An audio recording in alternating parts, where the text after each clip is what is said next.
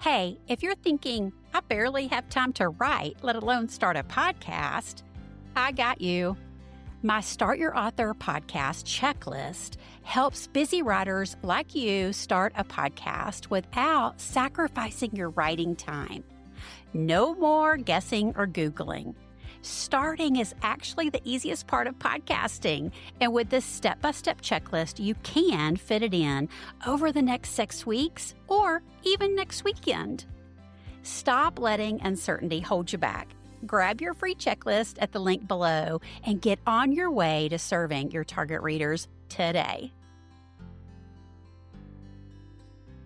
Welcome to Book Marketing Mania. I'm your host, Kim, and I'm so thrilled you're here to learn how to reach and serve your readers as a podcast host and guest. So, do you often find yourself scratching your head wondering, what am I going to talk about on podcast? Well, as I shared in the last episode, I want you to go get them with podcasting this year with GETM. Your right goals, your right episodes, your right time, and your right money.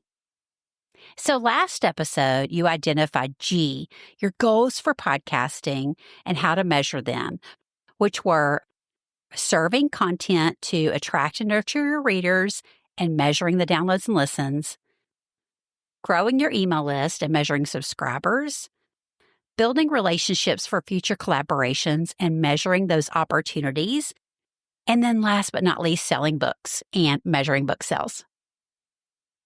So today, let's talk about E, your episodes, because we want to make sure what we're talking about as a host or guest aligns with our goals.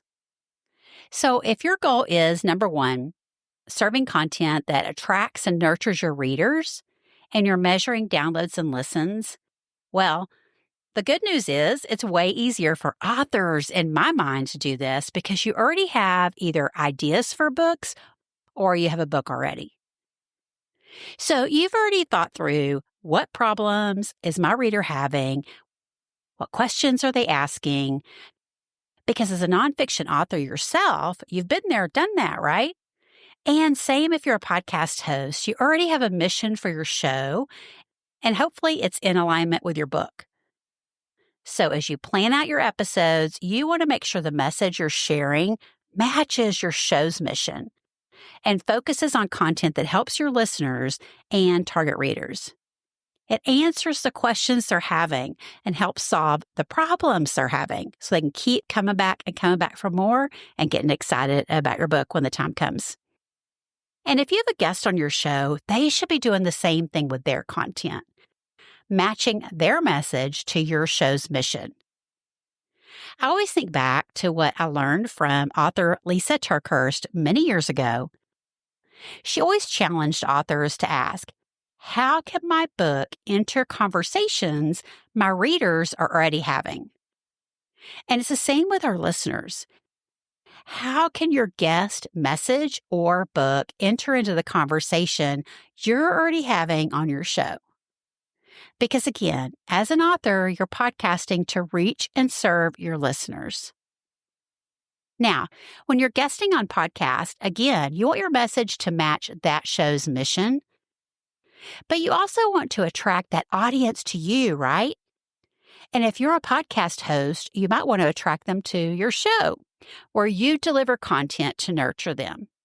So keep that in mind, and we're going to be digging into that more about topics you can share when you guest to grow your own show in a future episode. So now, number 2, if your goal is growing your email list and you're measuring subscribers that sign up, then you want to create content in your episode, either as a host or a guest, that naturally leads the listeners to sign up as their next step. This is so important. I was strategizing with an author recently who's with a large traditional publisher, and we were talking through her interview topics and her lead magnet, and there was no connection to the two. So she would have missed a big opportunity as a podcast guest to grow her email list, where then she could nurture and sell them books. So as a podcast host, you have a lot of flexibility for promoting your freebie. You can do it in your intro, your outro. You can bake it into your episode. You could even use dynamic content that airs at the beginning of your entire episode catalog. We're going to talk about that soon too. But the list is endless for hosts for sure.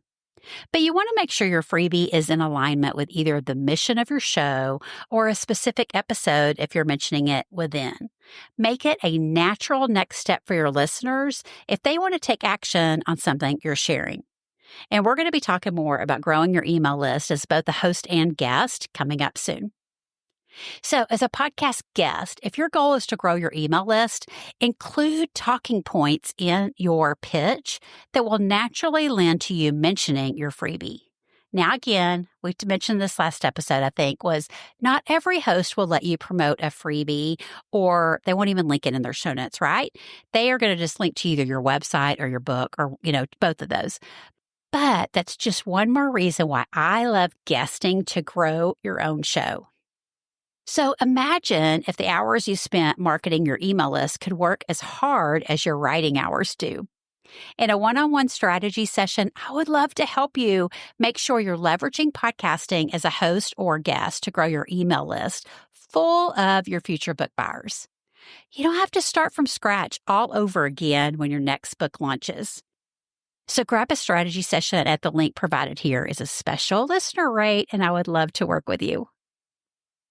So if your goal is number 3, building relationships for collaborations and you're measuring opportunities, then honestly, your episode content should come easy, right?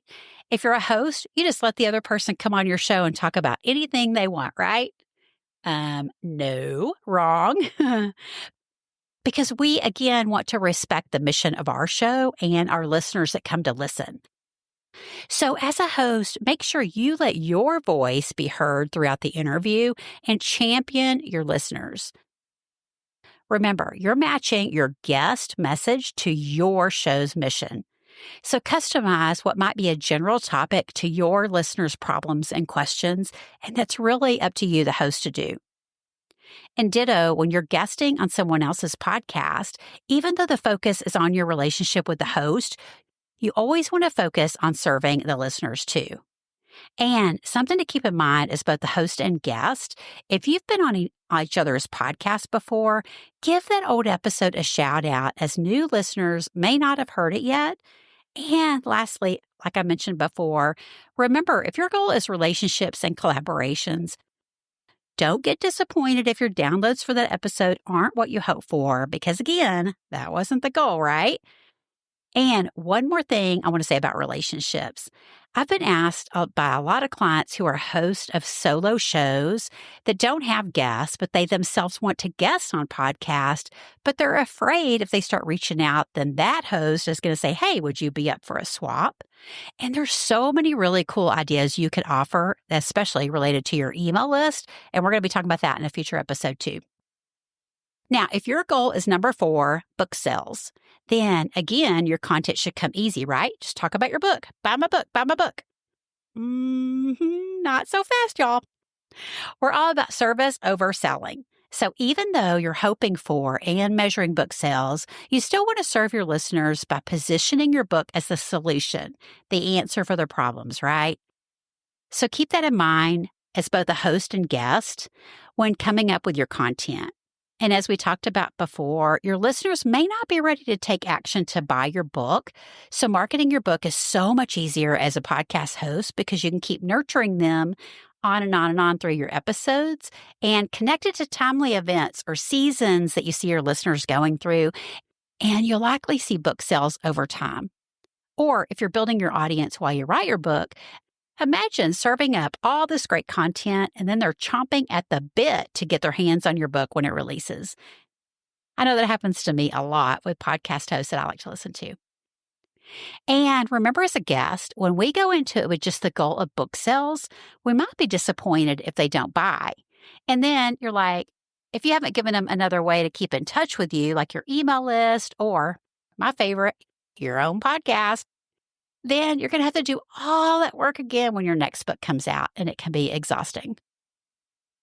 So remember, last episode, you looked at your content calendar of upcoming episodes to be recorded as a host or guest, and you decided on the goal you're going to measure for each one. Now, take a look at the topics you have planned for those episodes. Do they help you get more downloads? Will they help you get more email subscribers? Will they help you with collaborations and helping you stretch your message even further? Or will they help you sell more books?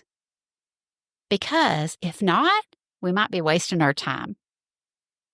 So stay tuned as we continue this series on how to go get 'em, GETM, with podcasting this year with the right goals, episodes, time, and money. And in the next episode, we're going to talk about T, the time or timing that you host or guest on podcast. Thanks for tuning in today. And as always, I'll be there for you to help you reach and serve your readers one podcast at a time. See you next episode.